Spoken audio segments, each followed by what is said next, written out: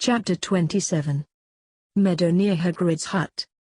Harry, are you nervous about the final task? Victor and Harry had taken some time away from their classes and had been given permission by Anton to be excused so they could discuss the final task. It was only a few days away, less than that, and every nerve in Harry's body was on edge. Terrified to be exact. Harry knew the final task could likely bring the return of Voldemort, and Charlotte hadn't been able to see much in the upcoming bits. She knew it would involve Wormtail and the other Death Eaters, and a ritual that concerned Harry's blood, but the rest was unclear. It meant that anything could happen to disrupt the process, but whatever it could be was unknown. You just have to stay focused, and be close to me. We're starting at different points, and it's in a maze. What else can we do? Victor pulled Harry over to a tree and held him close, feeling how tense he was. Harry had been rather quiet the past day or two, and Victor knew why. We'll make it through, I'm sure we will. Maybe, but there's still the possibility that Voldemort might return. Then we'll do what we can. Oh, do you have a plan? That came out with sarcasm. Not yet, but we'll figure something out. He has to have a weakness, we just need to find it. It's not that simple. Nothing with Voldemort was ever so. Perhaps, but we'll do what we must. And how do you propose that? The magic my mum Lily was what did him in last time, and he's still alive even without a body. What can we do against a man who knows more about dark magic than me or you? Harry. It's not fair though, I know everyone's trying, it's just .u.g.h. Harry punched the wall, and immediately regretted it when his knuckles started aching terribly. Now look what you've done, come here. Victor pulled him over to a bench and started to examine Harry's hand. Can you move it? Harry flexed his fingers, he felt pain but nothing seemed broken. Yeah, still hurts. You've only bruised it then, but no more hitting walls. I don't want anyone thinking you're up to fighting right now. I'm not, and I'm sorry, it's just so damn frustrating. I know, but we have to keep a cool head. Things are beginning to unravel around us, we have to pull it together. Harry sighed and looked out towards the open area. The snow had long since melted away, but the grounds were still nice with newly fresh grown grass. When a breeze blew by it was calming, but it didn't help too much. It seems almost hopeless. Victor, what can we do against him? Harry calmed down. Victor tried to touch him but Harry pulled away. Mum can't find much, something's missing and even she can't see or find it. Then we'll figure it out somehow, Harry, we don't have to rush, we have time. Victor's hand was on Harry's shoulder. He felt the tension building up. Not enough time. I know it seems that way, but we can make it through, we have so far. Damn it, Victor. Harry yanked himself away. This isn't a game, it never was. A madman is after me, even after I got away to Paris and I have you. He'll use you to get to me. I won't let that happen. You say that now, but he has ways, he always has ways. Harry. No. Damn it, I can't stay quiet anymore. I don't want to participate in this tournament, I never did. Victor saw Harry had tears in his eyes. I didn't actually want to compete, but it was a stupid decision. I should have let Charlotte stop it. She tried, love, she really did, it's just someone found a way around it all. Harry didn't know what to think anymore, this was all happening so fast he just didn't understand how. He felt his heart racing in his chest. He could feel his breath restricting in his lungs, but a hand on his back and another holding his hand seemed to help him a little more. Breathe, Harry, breathe. Come and match mine, in and out, in and out. Harry tried, and tried again and again, until he finally felt himself relax. Victor pulled him into his arms and kissed his head. I can't take much more of this, Victor. I just can't. Harry. Both boys turned around to see Sirius and Remus coming their way. "You okay, pup?" Harry didn't talk, just got up and went straight into his godfather's arms. "I think we'd best get somewhere more private. Classes are about to let out." Remus had the idea, so they managed to sneak away to an empty alcove away from prying eyes. "Okay, pup, what's wrong?" Harry looked away. "Come on, pup, I can smell something's upsetting you. Come on and talk to us. It'll help." The boy sighed. He knew Sirius was right and maybe this would help, but it wouldn't change anything. "Sirius, I don't want to do this anymore." "You don't want to be here anymore, or you don't want to compete?" "Both. I want this to stop. Coming back here was a huge mistake. I wasn't ready to face everyone and I stupidly let myself get caught up in this tournament. I should have stayed home. Mum could have kept me safe, but no, I had to go and take a risk." Sirius took the chance to hug Harry again, trying to calm him, and it worked. "This isn't your fault, Harry. None of this is. You know, when people say that, it's usually the other way around in meaning." "Harry, stop it." Victor used his forceful tone. "Stop blaming yourself. You know this isn't your fault." "Then whose is it? I was the one who chose to come here. I chose to come back, and I chose to be stupid and let it all happen."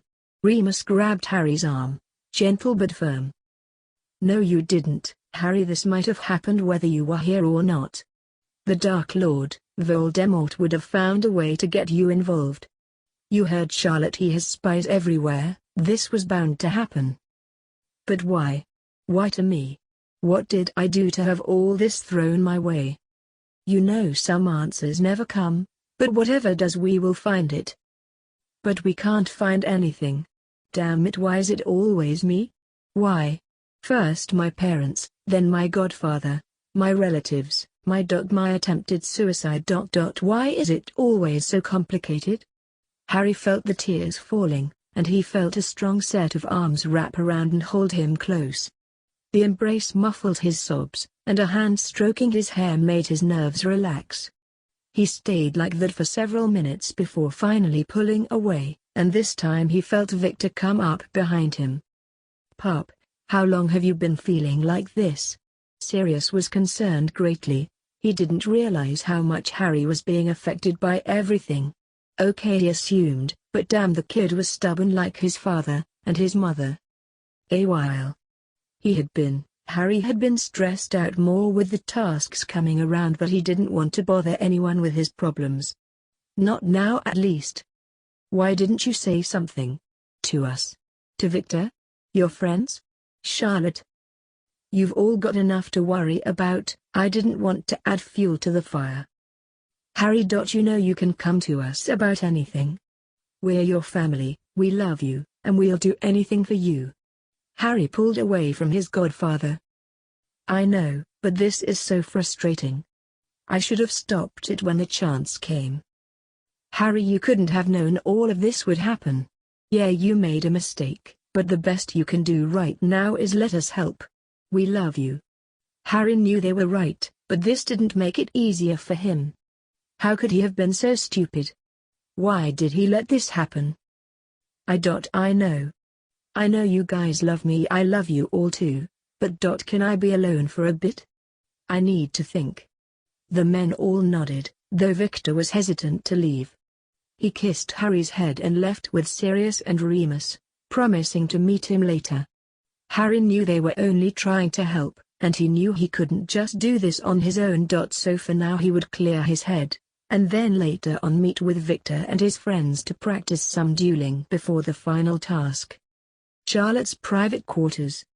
After her little chat and catch-up with Bill, Charlotte had gone back to her own rooms at Hogwarts to try and mull over what lay ahead for Harry. The task was one thing, but there were others at play. Her spell on the Dursleys would lift soon, and then the Ministry would have some words with her.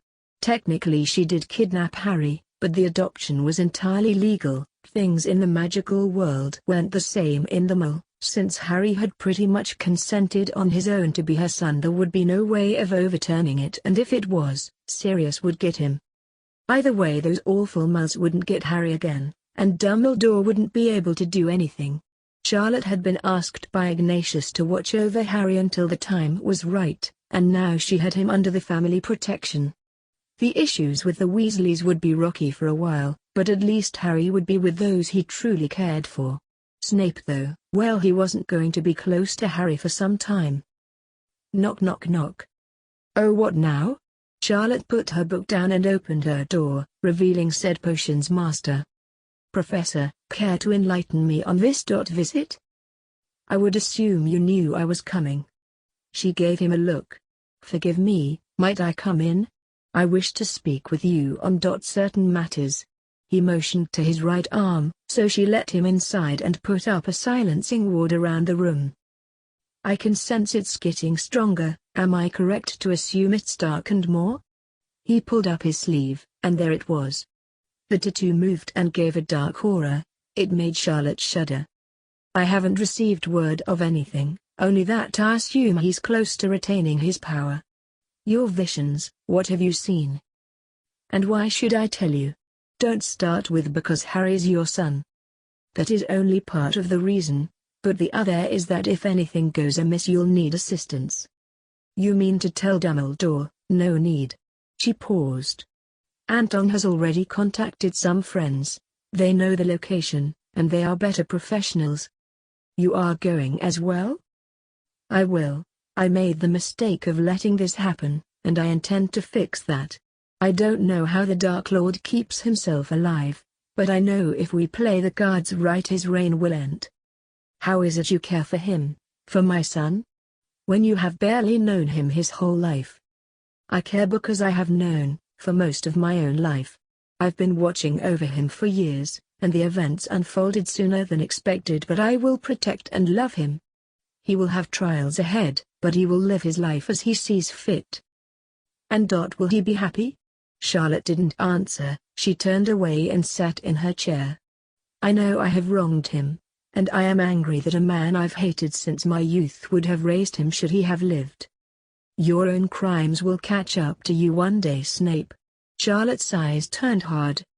It will be the turning point of your life, but whether it turns for the worst or the best, that is up to you. What do you mean? I know about your past, more than you think. I know what you did, and I know what it led to, but when the truth comes out, your fate will depend on the path you take. You are conflicted even now, and Harry's life will go on with or without you. He stared at her, angry at her cryptic words, but there was an understanding in there. I cannot be there, or I will give myself away. I will protect him, count on that. He nodded after a moment, and left her room. Charlotte's vision was cloudy on Snape, but it didn't mean she couldn't see around him. Severus Snape was a complicated man. He'd made some horrible mistakes in his past, as had everyone else in his time. He tried to repent for them, but he allowed his own anger and bitterness to take over. He tormented children, bullied them, but he never claimed to be a saint, nor would he ever be. Somehow Lily had loved him, but she loved James more, but James loved Snape's son as his own and died protecting him. He was remorseful, but only after the light of Harry as his blood son was known. Harry would likely never be close to him, but there was still some hope. Meanwhile, in Little Hangleton. Somewhere, in an old, slowly rotting little house, a dark presence, strong but also weak, lingered in the very center of the old manor. The little wizard, once feared by all, sat in an old, dusty chair in front of a small fire glaring at the flames. Master. A weak but deep voice came up behind the chair. His familiar hissed at the newcomer, and they yelped slightly. You escaped. I assume our friends kept their word? The man walked slowly around the chair, letting his master see him. They did, master. It was easy enough. Excellent, Wormtail, you may be of use yet. The man didn't bother retorting, it was useless. The boy? Last I heard, master. He apostrophes. Preparing for the final task. No one can get that close to him without that Grum or even that woman around him. Woman? His adoptive mother, sir. She's watching him all the time. Her name is C. Charlotte Priet. Priet. He knew that name, of course it was an old family name. He would dwell on it later. His powers were returning, and it was time to reclaim what he lost. We will deal with it later. For now make the final preparations. But my lord. It's too soon. No, it's almost time. He wheezed slightly. This will be a night to remember. Crouch has done his part, and now. We wait. As you wish, my lord. Wormtail bowed and left quickly, trying hard not to step on the large snake that sat by the door. She slithered up to the chair, and his long bony fingers stroked her head. Master. She hissed at him. It's all right, Nagini. Our time is near. The boy. He will be of no concern soon enough. He will not join me, and so he must die. She hissed in agreement. Voldemort had once been bested by the Mudblood Lily Potter, but he would not make the same mistake again. Well, I do hope you enjoyed the videos so far and video game content. And don't forget to subscribe, hit that like button, and leave a comment down below. And I noticed 40% of you guys are not subscribed to the channel. If you can, please subscribe to the channel. It'll help me and help the channel grow. Until next time, goodbye!